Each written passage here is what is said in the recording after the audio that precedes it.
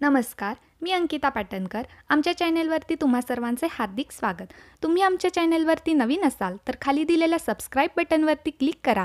तुम्हाला व्हिडिओ आवडल्यास भरपूर लाईक्स करा, कमेंट्स करा आणि तुमच्या मित्रांना शेअर करा.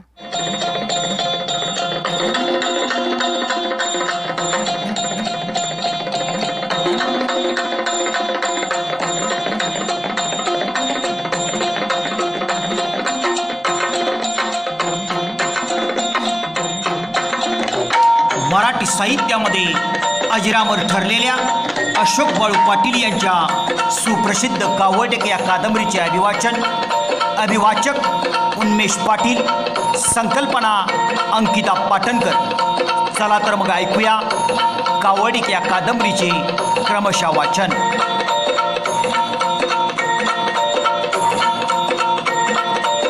भाग 5.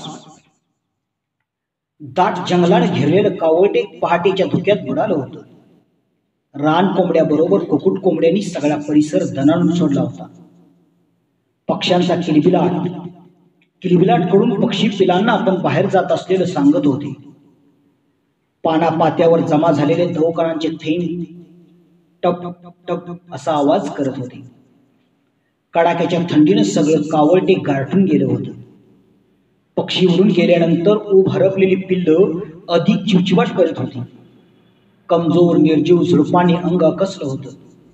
गवतानी पात्याची सुरळी केली होती. गवता झुडपावर बुरशी आल्यागत वाटत होतं. वाड्यावरील भातारी धनगरे त्या परशानं खाला तयार नव्हती. कलंडल्या जागी खाकरून बडकं परशात टाकत होती.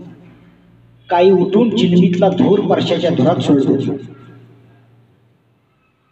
भादव्याचा पोटरीला आलेला हिरवा चारा खाऊन गायर पाठीपाठीवर शेणाचे ठीक टाकू लागली. झापाचं दार उघडायसाठी झापात नाचचा नाच करू लागला.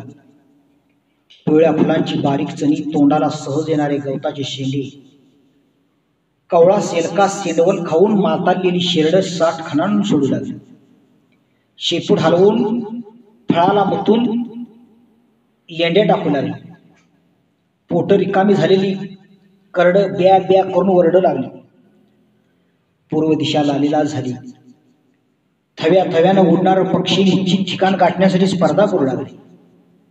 सूर्याच्या पहिल्या किरणांनी बोरबेटच्या शिखर किल्ल्यात वसलेल्या मोरजाला स्पर्श करून सगळा झोप कावडटेकावर टाकला. उतरणाऱ्या किरणागणिक धुकं फाकू लागलं. सरल्या धुक्यानं कावडटेक रिकामं झालं.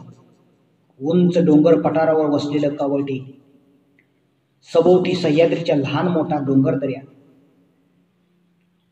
पश्चिमेला गड किल्ल्यासारखा मोरजाईचा काप, एकाच पाषाणात असलेलं मोरजाईचं मंदिर, जांभळी धामणी खोऱ्याची मोरजाई आराध्य दैवत. कावडटेकवरल्या धनगरांच्या पाठीशी मोरजाई कायमची उभी. डोंगर झाडा झुडपांची संगत करणारी धनगर आणि धनगरांची घरं खोपीसारखी दिसत होती. 50-60 उंबरा असलेला धनगरवाडा, 10-12 हिस्सेदारांच्या अखत्यारीतला बोडेकर, शेळके, भिके, फाले, बर्गे, बोडके, यमकर, पावणा, डपडे, डंगे, झोरे यांच्या कुळांची वहिवाट शेत जुमल्यापासून झाडामाडापर्यंत विभागणी झालेली. शेदुरीपासून ते शिकारीच्या वाट्यापर्यंत प्रत्येकाला समान हिस्सा मिळत होता. 100-150 एकराची खुद्द धनगरांच्या मालकीची जमीन 10-12 गुंठ्यापासून ते 1.5-2 एकरापातळी विभागलेली होती. कोणी गुंठा 4 गुंठे जमीन दुखण्या पाण्याला खर्ची गाठली होती, तर कोणी हिमतीने ती विकत घेतली. ज्याचा जमीन जमला कमी होता तो लगतच्या सरकारी जमिनीला तुकडा नाचणावारीसाठी करत होता. सकाळी 9चा सुमार तिरपी किरण सरळ होऊन अधिक तजेल होऊ लागली. लाजाळू चणीसारख्या वनस्पतींनी मिटलेली पानं किरणांच्या दिशेने गेली. धनगरांच्या घरातले धुराचे लोट वातावरणात पसरू लागले. धनगरांच्या पोरांनी जिबडी ढाक्याचे डाव मांडले. धनगर आपापल्या कामामध्ये गुरफाटलेली गेली. अर्ध्या अधिक रात्रीपर्यंत तात्काळ पडलेल्या कामण्यानं उसवर केलं नव्हतं. राईल चूल पेटवून पाणी आणण्यासाठी आमुळीच्या पाण्यावर गेली होती. पातळ झालेल्या छपरावरल्या केंबळ्यातून डोकावणारी किरणं माळ्याच्या चिवकाठीतून कामण्याच्या अंतरुणाला येऊन भेटली होती. तरी कामण्याला जाग आली नव्हती. बिऱ्या पोरांनी सामील झालेला राईनं पाण्याला जाताना डालाखाली डाळलेली कोंबडी सोडली होती. घराचं दार तसंच उघडं होतं. घरात कोणी नाही हे पाहून कोंबडी घरात आली. धान्याची कणगुट आणि किड्यापाखरासारखी कोंबडीनं सगळा कानाकोपडा फोडून काढला. कोंबडीच्या नजरेला नाचण्याच्या टोपल्यावर उगवलेलं कोंब आणि पाखरं दिसत होती. कोंबडी कीटक कोंबांना खाली पाडत होती. कोंबडीच्या भोवतीनं चिवचिव करणारे पिल्लं त्या कीटक कोंबांना उचलून दूर जात होती. काही तर कामण्याच्या अंथरुणावर जात होती. अन्न घेऊन कामण्याच्या अंगावरल्या वाकळवर शीत टाकत होती. बिऱ्या पळत आला तो थेट माझघरात. दाणे टिपण्यात मग्न असलेली कोंबडी पिलासह उधळली. पिल्लं कुठच्या कुठं फाकली. कोंबडीनं कोकाट सुरू केला. बिऱ्या दचकला. कामण्या जागा झाला. कोण कोणती कोणते काय होलं? कामण्या जागा होऊन दचकत बोलला. आरा लय उशीर होला वाटलं. तर काय शेल्डांच्या घोंगल्या वाजा लागल्यात. राई खैर बिर्याला डोळं चोळीस विचार. पाण्या गेली की कोंबडी बाहेर हाकीत बिर्या बोलला. कवा शिर उशीर गेली येईल आता. बाबा तकडं भांडणं लागल्यानी. भांडणं कुणाची र? गोजीच्या आईची आणि त्या डबीतल्या बाईची. कशावरनं? शिर्डीला कुठलं चावलं म्हणून. कुणाची शिर्डी आणि कुणाचं कुत्र मना काय माहीत. कामण्यानं अंथरून माचडीवरल्या टोपल्यावर टाकलं. दाराच्या तोंडाला येऊन डोळं विस्फारून भांडण लागलेल्या दिशेनं कटाक्ष टाकला. दादू यमकराच्या दारात बायकांचा गलका चाललेला. भिक्या फाल्याची बायको मैनी यमकराच्या दारात येऊन दादूच्या घराकडे हात करून बऱ्याच वाईट वंगाळ शिव्या देत होते. दादूची बायको इंदी घरातनं दारात दारातनं घरात असा आत बाहेर करत होती. मैनीच्या तोंडाला तोंड देत होती. भांडणात समजूत काढणाऱ्या बायकांची कमी नव्हती. पुरुष मंडळी भांडणात दिसत नव्हती. थकलेले म्हातारे भिडी चिलमीला धूर सोडत होते. या भांडणाशी आपलं काही देणं घेणं नाही असा भाव त्यांच्या चेहऱ्यावर जाणवत होता. लहान मुलं खेळ सोडून भांडणाभोवतीनं गुरपाटली होती. त्यांना भांडणाची मजा वाटत होती.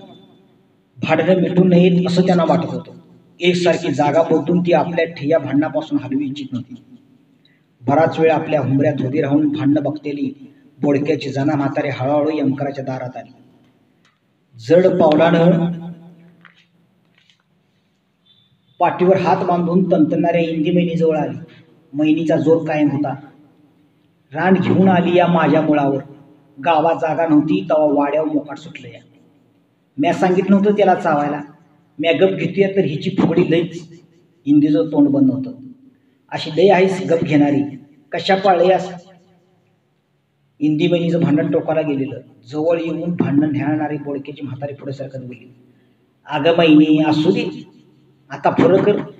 तिने काय बळणच्यानं कुत्र्याला चावाय सांगितलेलं होय? असतं एखादं तसं. ए म्हातारडे तू तिच्याकडे घेऊन बोलू नकस. शिर्डी मारली माझी. माझ्या नाकाला झोंबायचं. तू आलीस वय नाक खंगरायला. मैनीच्या दणक्यात जना म्हातारीनं बाजू काढली. बघा बघा हिचा झेंडा कसा फडफडतो होती. दिसती आपलाच टेंबा गिरवती. गप झालेली इंदी बोलली. ए होय माले टेंबा मिळवते म्हणशील तर कार्स फोडी. चाटक्यान शिर्डी भरून दे. ए सटवे अगं लय बी उत्तानी होऊ नगत. मी बी तुझी शिर्डी भरून देणार आहे. माझं एखादं कमी हुलं तर होऊ दे पण एवढ्या झिंच्या हलवून घेऊ नगस. इंदीचं कमी नव्हतं. तोंडाला हाड नसलेल्या बायकांच्या तोंडाला हात लावून हात भाजून घेण्यात बघ्यापैकी कोणीच तयार होईना. जना म्हात्रीनं तसा प्रयत्न केला. तैला मैनीला चटका बसल्या तिनं अंग काढले. तंतनून इंदी घरात गेली की मैनी तोंड खाजवून तिला बाहेर यायला भाग पाडायची. चूक कुणाचीच नव्हती. मैनीची शिर्डी मारल्यामुळे तिला राग शांत बसू देत नव्हता. इंदीचं कुत्रं मुख जनावा. तिनं कुत्र्याला चावायला सांगितलं होतं. इंदी मैनीची लगड वाड्यावरला ज्या ज्या घरा धनगरणी बरोबरणी होती त्या हळू आवाजात त्यांच्या बाजू उभी बोलत होत्या. दोन्हीकडून टाळ्याशिवाय सुरू होत्या. भांडणं हातगायवर येणार अशी स्थिती निर्माण झाली. मगापासून एकसारखी कडारणारी मैनी अचानक बंद झाली. बग्याने डोळे फिकारले. ऐकणाऱ्यांनी कान टवकारले. भांडणाची शोभा वाढवणाऱ्या बायकांनी जागा सोडली. करमणूक करून घेणारी पोरं कुठच्या कुठं पसार झाली. दुरून भांडण न्हायला जना म्हातारी डबड्याच्या घरात घुसली. इंदीनं चूल गाठली. मैनी दातखिळे बसल्यागत मान खाली घालून वाटतनं मागं सरली. वाड्याच्या गाडी वाटीवरनं कार कार वाजणाऱ्या पायतानाचे ठसे पडत होते. खांद्यावर आडवी काठी टाकून काठीच्या दोन्ही बाजूवर हाताचा भार टाकून रामा भागोजी येत होता. गाडी वाटण येणारा रामा यमकराच्या दारातनं दिसत होता. रामाच्या आगमनानं सगळं काही शांत झालं. होत्याचं नव्हतं झालं. यमकराच्या दारात येताच रामानं खांद्यावरली काठी जमिनीवर टेकली. इकड तिकडचा कानोसा घेऊन वाटतनं मागं सरकून उभ्या असलेल्या मैनीला विचारलं, मैने, इतका कसला हायदूस मांडलाय सारा वाडा तुमच्या कालव्यानं आणि शिव्यानं घुमतोय. शिवपातर बाजवानी कान टावकारल्यात. माझी शिर्डी मारली इंदीच्या पुत्रियानं, मंद स्वरात मैनी बोलली. शिर्डी मारली? ती कवाशी? रामा दचकत बोलला. कल सांच्याला रानातनं चरून येताना राळ्याच्या खांदापाशी. पण कुत्र्याने शिर्डी मारस तर पाठचा शिरडू काय करीता? डांगात मागं राहिलेला शिर्डीची कुत्र्यानं तानपाट धरली. धाकलू शिरड घेऊन पुढं आलेला आमुनीच्या पाण्यावर शिरड मोजताना त्यांच्या ध्यानात आलं. मग इंदीचंच कुत्रश कशावरनं? डांगाच्या बाजूला शिरड राखलेल्या तुमच्या मानकूनच बघितलं. कुत्र्यानं शिर्डीची पाठ धरली. मानकू कुत्र्याला गाठीस तर शिर्डीचं कास वडली. आरा भना इतकं पिसाळ वय. बरं. रामानं मान हलवली. रामा, इंदीच्या दाराजवळ गेला. दारावरच इंदीला हात मारला. ए इंदे, मैनी म्हणतेली खरं आहे का? तुमचा मानकूच म्हणिता आमचं कुत्र होतं मनुष्यान. माझ घराच्या दाराआडानं इंदीनं कबुली दिली. रामाची खात्री पटली. इंदीच्या कुत्र्यानेच मैनीची शिळी मारली. रामानं दोघींची मी समजूत काढली. हे बघा इंदी, मैनी, तुम्ही असं भांडून शिर्डी माघारी यायची नाही. तुम्हासनी वाद्यानं वाद वाढवलं काय बी साधणार नाही. तेव्हा दोघी बी वाईट सबुरीने घ्या. इंदे त्वा दादूला आणि मैनी त्वा भिकाला सांच्याला पडवीला लावून द्या. पण असं भांडू नका लिकीनी. भांडशीला तुम्ही पर टकली त्याला बापा यांची आणि बग्यासनी दिसतं तमाशा. मैनी तू आता निघ बघू आणि दे भिकाला लाव. क्षणाचाही विलंब न करता मैनी आपल्या डबरीतल्या घराच्या दिशेने निघाली.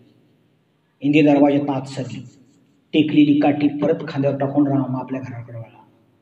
कावळटेकाच्या धनगर वाड्यावर रामा भागोजीचा उत्सव जबरदस्त होता.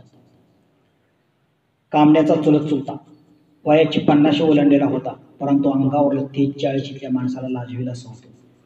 5.5 फूट उंच पिळदार शरीरयष्टी काबाड काष्टाच्या खुणा दाखवत होतं. रुंद पसरट चेहऱ्याला शोभेला आणि घवाळ वर्णाला साजेस असना. पाणीदार घवाळ रंगाचे डोळे, लांब पल्ल्याच्या झुपकेदार कल्याण वळलेल्या मिशानं टेकलेले कल्ले चेहऱ्याचा भडकपणा वाढवित होते.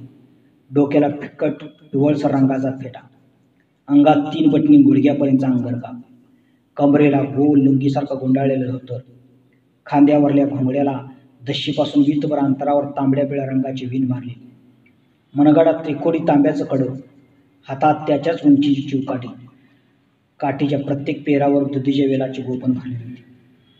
काठीच्या वरच्या टोकावर बसलेल्या तांबड्या रंगाच्या रिकाम्या काडतुसाची फुकणी रामा भागोजीचा रुबाब वाढवत होती. पोटच्या पोरापेक्षा दुसऱ्याची तसदी घेणारा रामा जेवढा करारी तेवढाच मायाळू समजूतदार होता. धनगर वाड्याचं सदैव हित जोपासणारा रामा न्यायश्रेष्ठ होता. जन्मलेल्या पोराच्या बारशापासून ते मेलेल्या मड्याच्या 12व्या पातर रामा सगळा कावटेक आपला समजून राबत होता.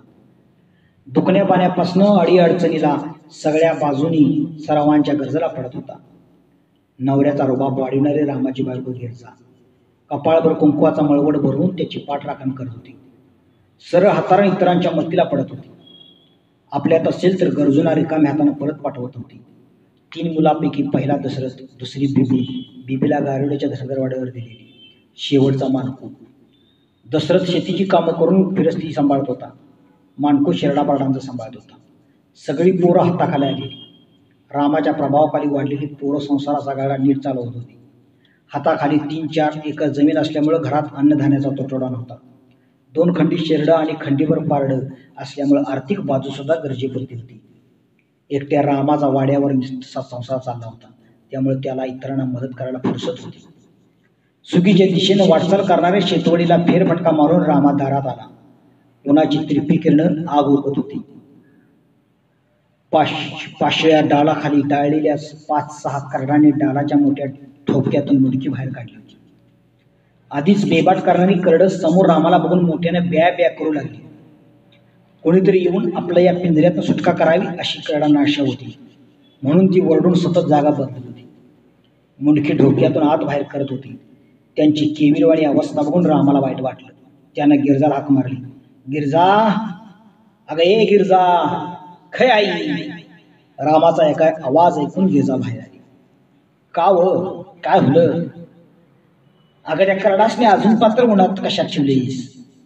मानकुनं शेरडे सोडताना त्यासनी तिथंच डाळली ती तिथंच आहे. अगं मग त्यासनी झापात तरी सरी. गिरजाना डाल निम्म्यावर उचललं. करडासह डाल झापात सरकलं आणि खाली टेकलं. रामानं खांद्यावरलं घोंगडं बाहेरच्या भिंतीवरल्या खुंटीला अडकलं. जवळच असलेल्या फणसाच्या झाडाचे 4 ढाळे मोडून आणून डालावर ठेवले. तशी करडं बेरडाची थांबली आणि पानं तोडू लागली. दिवस मावळतीनंतर रामा आपल्या पडवीला घोंगड टाकून बसला होता. चिलीम पेटवून तिचा एक एक झुरका मारून धूर वातावरणात सोडत होता. शेजारी भिकू फाल्या हातावर तंबाखू मिळत बसला होता. रामा आणि भिकूमध्ये इकड तिकडची चर्चा सुरू होती. एवढ्यात समोरून दादू येऊन आला. दादबा ये. रामाने चिलमीतला जळका तंबाखू बोटाची टिचकी वाढून खाली पाडला. दादू रामाच्या शेजारी बसला. दादबा तुझंच बोलणं चाललं तर? रामानं पुसलं. मी आत्ताच आलो गावंदरीकडनं. अरे सकाळी तुमच्या बायका लागल्या त्या उठवण्याला. म्हणलो नवऱ्याने लावून द्या सांच्या लाखांचा तोडगा निघतोय बघूया. रामा दादूकडे बघित बोलला. होय, इंदी बोलली म्हणा तसं. बरं भिका काय करायचं म्हणतोस? मी काय म्हणायचो तुम्हीच ठरवा कसं ते. भिका बोलला. दादबा कसं रे? प्रश्नार्थक नजरेने रामानं दादूला विचारलं. माझ्या पुत्राने शिर्डी मारली म्हटल्यावर द्यायला नको तिची भरपाई? दादूच्या बोलण्यावर रामाने भिका दोघेही शांत झाले. रामानं हातातली चिलीम बाजूला ठेवली. भिकानं तोंडाला तंबाखू बाजूला थुकला. थोड्या वेळाने रामा बोलला. दादबा, आज तुझं कुत्रं खवाळलं, उद्या माझं, परवा भिकाचं. कुत्र्याच्या तोंडाला रागात कोणाचं? तवा मूग जनावर ते कोण लावणार हात त्यांच्या तोंडाला? मी म्हणतो आता ह्यात सोडावणं कशाची करायची? पर बायकाच्या तोंडाला कुणी शिवायचं? भिका काय? होय बराबर आहे. भिकानं मान हलवलं. दादबा, म्या जरी असं बोललो शिर्डी बी आपली आणि कुत्र बी, तर भरपाई द्यायची कोणाला? रामा बोलला. पर बायकासनी नको मानायला? दादबा हसत बोलला. मनुष्यानं मी असं म्हणून की 400 रुपयानं धरा शिर्डीचं आणि भिका. दादबानं कुत्र्याला बळणच्यान चावायला लावलं नाही, तेव्हा तुझं आणि शिर्डीचं बी नशीब मान. दादबाला बी कुत्र्याला चवीची किंमत मोजाय नको.